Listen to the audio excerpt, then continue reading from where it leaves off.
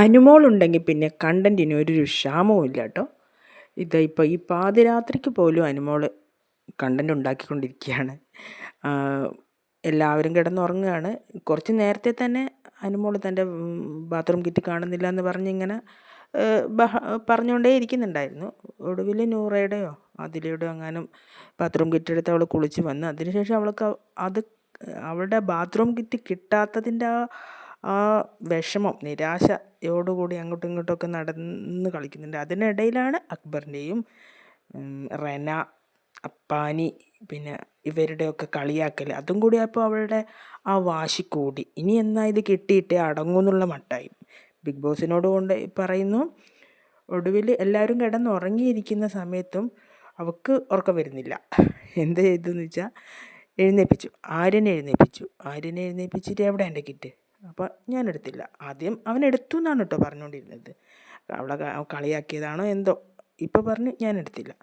അപ്പോൾ എവിടെ ക്യാപ്റ്റൻ്റെ അടുത്ത് കൂടിപ്പോയി. ക്യാപ്റ്റൻ എൻ്റെ കിറ്റ് എനിക്ക് ഇപ്പം എടുത്തു തരണം. അപ്പോൾ ക്യാപ്റ്റൻ വയ്യാന്നുള്ള ക്യാപ്റ്റനായിപ്പോയില്ല, ഇനിയൊന്നും പറയാൻ പറ്റില്ല. എഴുന്നേറ്റ് എല്ലാവരോടും ആര്യനോട് ചോദിച്ചു എടുത്തോന്ന്. എല്ലാവരോടും ചോദിച്ചു. ആരും എടുത്തിട്ടില്ല. ഇതെവിടെ പോയിന്ന് അറിയണമല്ലോ. എന്നാ വാ എന്ന് പറഞ്ഞ് അനുമോൾ ശരത്തിനെ വിളിച്ച് ബിഗ് ബോസിനോട് പറയാൻ പറഞ്ഞു. അപ്പോൾ ബിഗ് ബോസിനടുത്ത് ശരത്തിന് പറയേണ്ടി വന്നു ക്യാപ്റ്റനായി പോയതിൻ്റെ ഗതികേട് ആ മുഖത്ത്.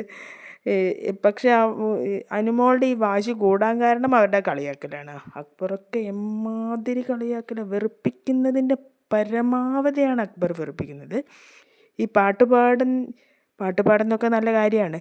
പക്ഷേ എപ്പോഴും കേൾക്കുമ്പോൾ ആർക്കായാലും വിഷമം വരുന്നത് മാത്രമേ നമുക്ക്, അനുമോൾക്ക് വിഷമം ഉണ്ടാവും. പക്ഷേ കേൾക്കുന്ന നമ്മൾക്ക് പ്രേക്ഷകർക്ക് അത് ഭയങ്കര അരോചകമായിട്ടാണ് തോന്നുന്നത്. നിർത്തിയാൽ ഈ പോക്കാണെങ്കിൽ ആ മണ്ടന്മാരെല്ലാവരും കൂടി അനുമോളെ രാജ്ഞിയാക്കും. അവൾക്ക് തന്നെ കപ്പ് വാങ്ങിച്ചു കൊടുക്കും. ഇതാണ് ഇപ്പോൾ ബിഗ് ബോസിൽ നടന്നുകൊണ്ടിരിക്കുന്നത്.